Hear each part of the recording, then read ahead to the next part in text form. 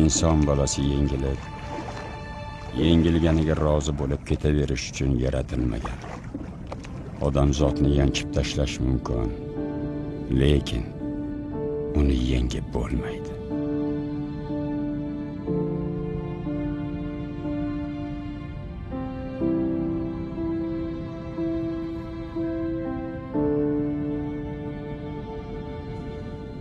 Chol va dengiz insonning yengilmas irodasi haqida asar.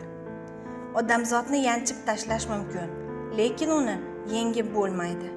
Ushbu mashhur jumla ko'pchilikka tanish. Ernest Hemingwayning Chol va dengiz asaridan olingan parcha asarning butun bir ma'no va g'oyasini qamrab oladi. Yozuvchi Chol va dengiz asarini 51 yoshida 2 oy davomida yozgan. Asar voqea va qahramonlari juda ham oddiy, ammo shu bilan birga hayotning azaliy haqiqatlarini o'zida jamlangan. Insonga o'zgacha ruh, olg'a borishga chorlovchi, imkon beruvchi durdona qissa. Santiago ismli chol Kubadagi kichik bir qishloqda yashaydi. U baliqchilik bilan shug'ullanardi. Cholning to'riga 84 kundan buyon baliq ilinmaydi. Ammo u bundan sira ham umidsizlikka tushmaydi. Manolin chol bilan birga baliq ovlagan bola. Xullas bu gal chol omadiga ishonib dengizga yo'l oladi. Dastlab qahramonimiz kichkina tunets balig'ini ushlaydi. So'ng katta baliq qarmoq ilinadi. Ulkan baliq qayiqni uzoqqa tortib keta boshlaydi. Chol uning yonida Manolin yo'qligidan xafa bo'ladi. Bunday paytlarda bolaning yordami juda asqotardi. Shunday qilib chol bilan baliq uzoq jang qiladi. Umid va ishonch uni bir zumga bo'lsa-da tark etmaydi. Santiagoga tashqi muvaffaqiyat yetishmasa ham, uning ishonch, umidi uni oldinga boshlayveradi. Misli ko'rilmagan kattalikdagi baliqni o'ldirishga muvaffaq bo'ladi.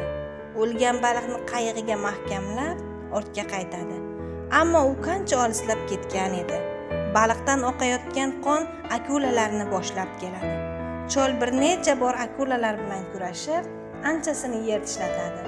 So'nggi kuch qolguncha kurashib baliqni himoya qiladi. Lekin uyiga yetib kelgunga qadar baliqning faqat bosh qismi va suyaklari qolgandi xolos. Chol shunchalar katta baliq tutgandiki, ilgari unga ishonchsizlik bilan qaragan ko'zlar endi hayrat bilan boqardi. Garchi chol butun baliq bilan qaytmagan bo'lsa-da, hammasini uddalagandi. Bu muvaffaqiyatga esa uning umidi, sinmas irodasi sabab bo'ldi. Asarda har bir buyum, har bir narsa ramziydir. Dengiz bu hayot, qayiq umr, baliq orzu, akulalar dushmanlarimiz. Dengiz qayiqni chayqatganidek ba'zan dovul bilan hamla qilsa, ba'zan sokin bo'lganidek umrimiz davomida hayot bizga turli sinovlar, og'ir-yu yengillik, xursandchiliklar beradi. Chol baliqni tutgach, uni asrab qolish uchun jon olib jon berganidek, biz ham yetishgan orzularimizni akula bo'lmish dushmanlarimizdan himoya qilishga tirishamiz. Kurashib daf qilishga urinamiz. Orzularimizga chang soluvchi akulalar esa har doim topiladi.